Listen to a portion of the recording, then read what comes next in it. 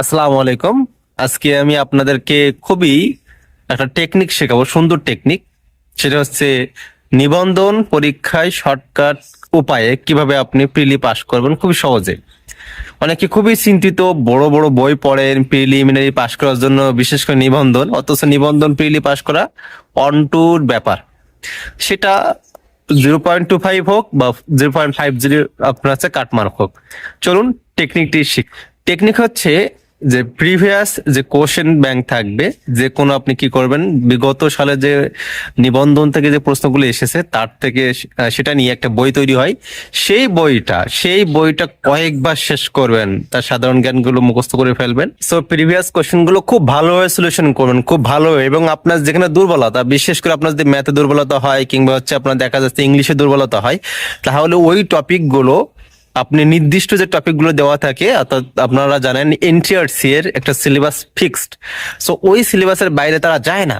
তো সেক্ষেত্রে ওই টপিক গুলো এমন সুন্দরভাবে পড়বেন যেন অন্য এক্সাম্পল আসলেও আপনি অ্যান্সার করতে পারেন। অর্থাৎ আপনি যদি প্রিভিয়াস কোশ্চেন গুলো ভালোভাবে সলিউশন করেন, ব্যাখ্যা সহ বোঝেন, তাহলে আপনি মোটামুটি পাস করতে পারবেন। এখন হুবহু আসুক বা ঘুরিয়ে ফিরে আসুক, হুবহু আসবে না, হুবহু হয়তো 8টা 10টা আসবে, কিন্তু ঘুরিয়ে ফিরিয়ে আসবে একই টপিক থেকে। সো আপনি প্রিভিয়াস কোশ্চেন গুলো ভালোভাবে সলিউশন করবেন। 2 নম্বর যে বিষয়টা, সেটা হচ্ছে বিসিএস কোশ্চেন, যেগুলো হচ্ছে আপনার সিলেবাসে অন্তর্ভুক্ত, সেগুলো আপনি কমপ্লিট করবেন। বিশেষ করে দেখা যাচ্ছে যে বাংলাদেশ বিষয় বলি এবং হচ্ছে বাংলা ব্যাকরণ, ইংরেজি গ্রামার, যেগুলো হচ্ছে আপনার এনটিআরসি সিলেবাসে আছে সেইগুলোই শেষ করবেন, বাকিগুলো দরকার নেই। যেমন হচ্ছে আপনার ওখানে আপনার বিসিএস এ আসে আপনার আইকিউ কিংবা হচ্ছে কম্পিউটার, এগুলো দরকার নেই, এগুলো অ্যাভয়েড করবেন বা এইগুলো অ্যাভয়েড করাই ভালো। 2 নম্বর যেটা, যে আমি ভাই ইংরেজিতে দুর্বল, অঙ্কই দুর্বল, ভাই যে কোনো একটা ভালো হইতে হবে, বাকি একটা বাদ দিলে সমস্যা না হয়, অঙ্ক বাদ দিতে পারেন অথবা ইংরেজি, কিন্তু একটাতে ভালো হওয়া লাগবে। আর সাধারণ জ্ঞান তো মুখস্থ হওয়া লাগবে পারফেক্টলি, ওখানে ভুল করা যাবে না। বাংলা ব্যাকরণও ভালো হওয়া লাগবে।